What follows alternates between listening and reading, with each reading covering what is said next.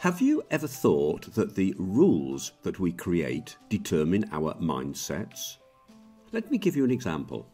If you are a bad surgeon and you operate on a patient who has, for example, knee pain, you mess up the operation, the patient isn't happy, but usually still continues to visit you after the surgery, thinking that there may be other factors at play and you might still be able to help them. You operate once more and keep messing up. This patient perhaps gets annoyed and seeks another surgeon, but would you be surprised how often patients continue to visit the same doctor who keeps operating on them, sometimes to the point that no other surgeon could repair the damage that has been done? Why is this possible, and can we prevent it?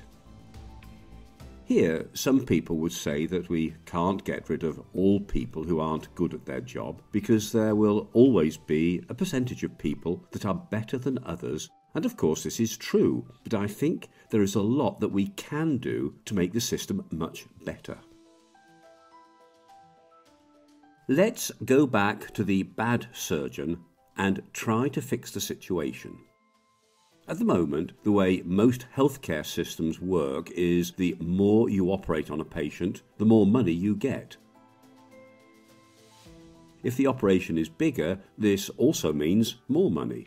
So if you mess up the first time, you get to do a more complex operation and be rewarded even more for your first failure.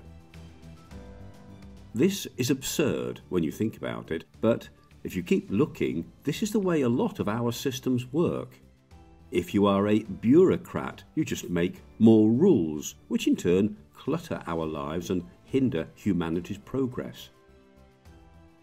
If you are a professor, your salary does not change if your publication is meaningful, but very often you get more rewards and opportunities if you simply publish more articles, even though they might not be useful to anyone, and also create more clutter in the knowledge database.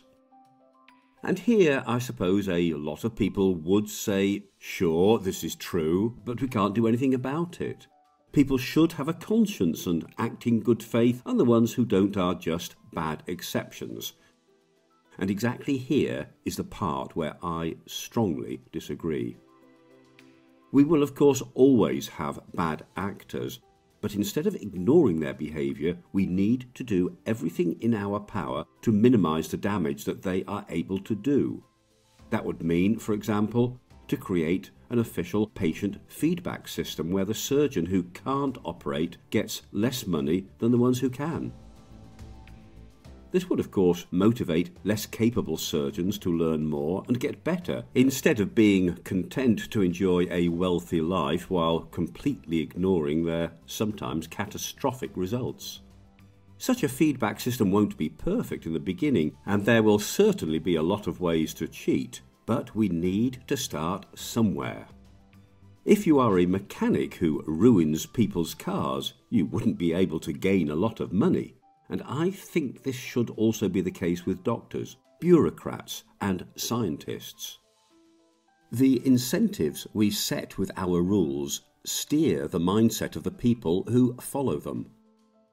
Even if we assume that people with a conscience don't get corrupted by our terrible rules, the least we can say is that they are not motivated.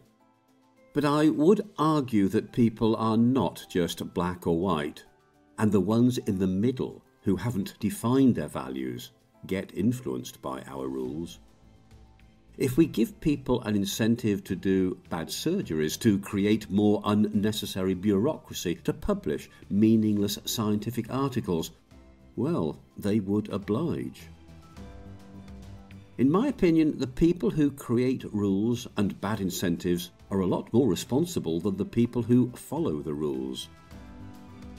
People in power need to be wise enough to know that there will always be bad actors. They need to make sure that the rules they create incentivize people to act in good faith instead of just punishing them if they don't.